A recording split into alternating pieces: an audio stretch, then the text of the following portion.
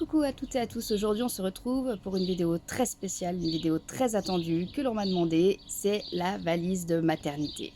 Et oui, on arrive sur la fin, il faut quand même commencer à la préparer. Moi je le conseille autour du 8e mois, fin du 8e mois, là il faut commencer quand même à speeder, à chercher tout ce qu'on a besoin pour mettre dans la valise. Donc je vais vous expliquer tout ça. De toute façon il va falloir prévoir deux valises. Une plus petite qui va être pour la salle de naissance et l'autre qui sera pour le séjour à la maternité. Donc pour la salle de naissance, j'ai tout préparé, j'ai tout fait des petits papiers. Donc pour la salle de naissance, pour vous la maman, il va falloir vos papiers, donc tout ce qui est carte vitale, mutuelle, carte d'identité, votre dossier de maternité qui vous a suivi tout au long de votre grossesse. Prenez un chargeur de téléphone. Prenez une longue chemise de nuit. C'est avec ça que vous allez accoucher, que vous serez le plus à l'aise. Ou parfois, ils vous la font enlever, vous mettent une blouse. Mais c'est vrai que pour tout le travail, voilà, quelque chose dans lequel vous êtes à l'aise. Si vous voulez faire du pot à pot, prenez aussi, par exemple, une chemise de nuit qui peut s'ouvrir sur le devant. Prenez un pull ou un gilet. Pourquoi? Parce qu'en fait, ça caille. En salle de naissance, vraiment, ça caille. Moi, j'ai eu très, très froid. Donc, j'avais le gilet et en plus, après, on m'a mis une petite couverture. Prenez, si vous le souhaitez, de l'huile de massage. Si vous voulez, pendant le travail, que c'est très long, que vous avez mal, que votre compagnon, effectivement, vous masse. Ça, c'est possible. Faites une petite playlist sur votre téléphone des musiques que vous aimez bien, ce qui vont vous détendre pendant le travail. Et puis, prenez donc vos écouteurs. Si vous voulez prendre un peigne aussi pour vous recoiffer un petit peu. Et surtout, le brumisateur. Parce qu'au moment du travail, on a très chaud par contre. Pour l'accompagnant, la personne qui va venir avec vous en salle de travail, il faut qu'ils prennent de la monnaie pour les distributeurs, parce que c'est vrai que le travail est long, il peut avoir soif, faim, etc. Alors par contre, s'il peut aller manger dans le couloir et pas vers vous, parce que nous, effectivement, on ne peut pas manger, c'est rare qu'on peut boire aussi. Parfois, c'est autorisé, mais voilà, ça dépend de plein de choses. Donc de la monnaie, il faut qu'il prenne pareil, un pull ou un gilet pour lui aussi s'il a froid, son chargeur de téléphone, puis s'il veut prendre un ordi... Après, moi on l'a pas fait, mais bon, s'il veut prendre un ordi pour regarder un petit film si le travail est trop long, chacun fait ce qu'il veut.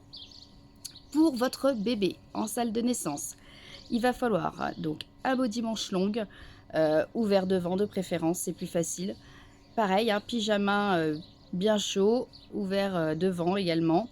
Des petites chaussettes, un bonnet, des petits chaussons, ça c'est si vous voulez, c'est pas obligatoire. Ils aiment bien aussi qu'on prenne une petite brassière ou un petit gilet en laine et puis une gigoteuse. Voilà, ça c'est ce qu'il vous faut pour bébé dans la salle de naissance. Pour le séjour à la maternité, c'est parti. Vous me dites si je vais trop vite. Pour le séjour à la maternité, on va commencer par vous. Parce qu'il faut prendre soin de vous. Donc à la maternité, il va vous falloir à peu près 3-4 tenues bien confortables. Que ça soit des chemises de nuit ou que ça soit des leggings, des t-shirts. Voilà, quelque chose de confortable. Généralement, le premier jour, on aime bien être en chemise de nuit, puis après, il suffit qu'on ait un peu de visite, on aime bien mettre un legging et un t-shirt assez large dans lequel vous êtes à l'aise. Un gilet, pareil, s'il fait froid. Généralement, par contre, dans les chambres, il fait meilleur quand même. Mais au cas où, un gilet. 5 culottes confortables en coton. Soit des culottes de règles, si vous êtes habitué, soit des serviettes hygiéniques.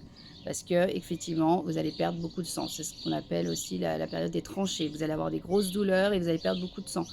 Moi, ce que je conseille personnellement, tant pis pour le look, hein, mais après, toutes les mamans le savent, c'est de prendre la bonne vieille culotte en coton et de prendre la maxi serviette hygiénique. Et même parfois, ça suffit pas. Alors, moi, j'ai été carrément dans les rayons des personnes âgées, prendre les méga couches, hein, en fait, les longues serviettes.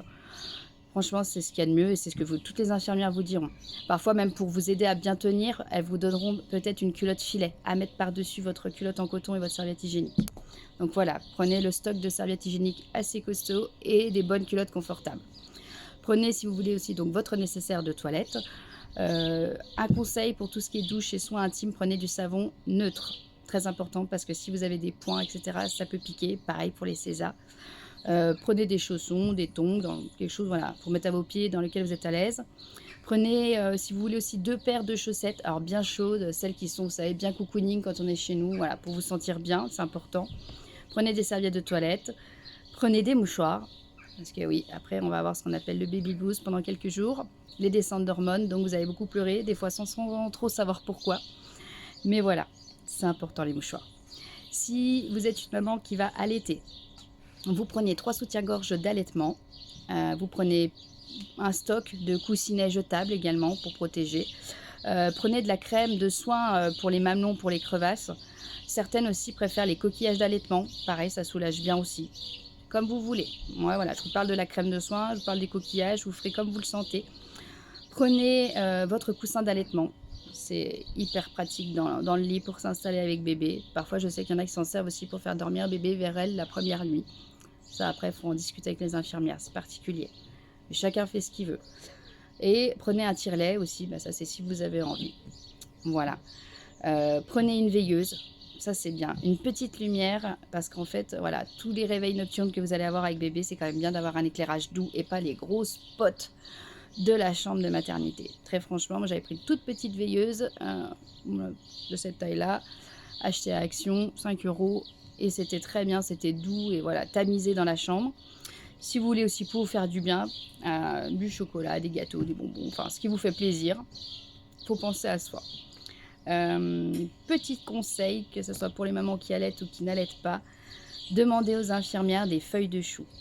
C'est super. Moi, je ne le savais pas. Pour mon premier, quand j'ai accouché, au bout de 2 jours, je faisais que pleurer parce que j'avais énormément mal au sein et je ne pouvais pas allaiter parce que j'avais une infection au rein. Donc, je ne pouvais pas allaiter. On ne m'avait pas donné de médicaments contre la montée de lait. Et j'avais des douleurs terribles. Et le 3e soir, une gentille sage-femme, une gentille auxiliaire est venue et me dit « Mais on ne vous a pas proposé des feuilles de chou ?» Eh bien non, elle m'en a apporté. C'est génial. Ils les mettent au frais et vous allez voir comment vous allez être soulagé. Donc voilà, demandez les feuilles de chou. N'hésitez pas.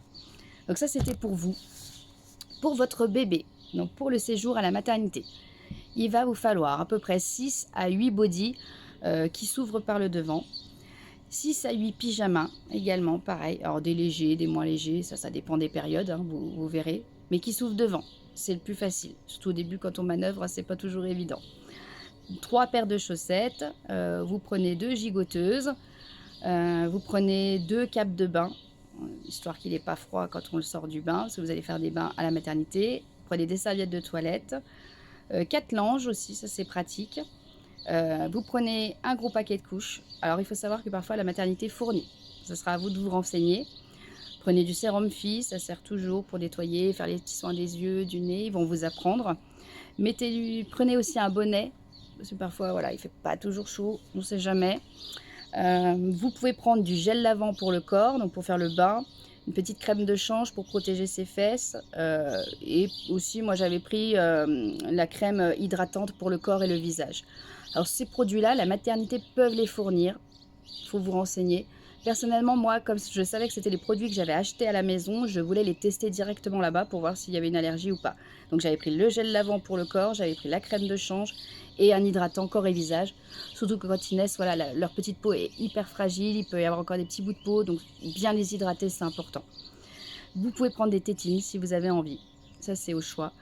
Moi, par rapport à mon expérience pour mon deuxième, j'avais décidé de ne pas lui donner la tétine. Donc, j'en avais pas mis dans la valise de maternité. Sauf que le deuxième soir, il ne faisait que pleurer. Je vous dis bien, que pleurer. Il n'avait pas faim, la couche était propre. Les infirmières m'ont dit, bah non, il n'y a pas de colique. En fait, tout simplement, le bébé a un besoin de succion très, très important. Et elles m'ont dit, vous n'aviez pas prévu de tétine? J'ai dit non. Et en fait, il faut prévoir au cas où une tétine. Donc elles m'en ont fabriqué une provisoire avec un bout de leur tétine là-bas et du coton. Et j'ai bien vu qu'en fait c'était ça, il avait besoin de sucer pour se rassurer et il s'est endormi. Donc le lendemain, mon mari est vite revenu me ramener quelques tétines. Voilà, après ça reste au choix. Vous pouvez prendre des doudous si vous avez envie. Ne pas oublier aussi le thermomètre de bain, parce que c'est pas toujours fourni pour savoir si le bain est à la bonne température. Pour faire les soins du cordon également, demandez à votre maternité ce qu'ils vont vous fournir. Sinon, vous verrez avec votre sage-femme qu'elle vous fasse une petite liste de ce qu'il faut acheter et puis emmener. Moi, ça, par contre, je n'ai pas eu besoin de le faire, on me l'avait fourni. Mais sinon, voilà, il faudra des compresses, de l'éosine, du désinfectant, etc., etc. Bien vous renseigner. Voilà, donc j'ai fait le tour. Après, voilà, ça reste une liste exhaustive. Ça change parfois selon les maternités. Donc, le mieux, c'est de se renseigner au préalable. À la visite, généralement, je crois que vous faites une visite vers les 8e mois. Sinon, vous passez un coup de téléphone et vous vous renseignez et vous voyez un petit peu ce qui peut manquer. Voilà, mais le but, c'est vraiment que vous soyez à l'aise, vous allez être fatigué, donc il faut que vous soyez dans le meilleur confort possible. Et pareil pour bébé. Voilà, bonne journée à toutes, à bientôt.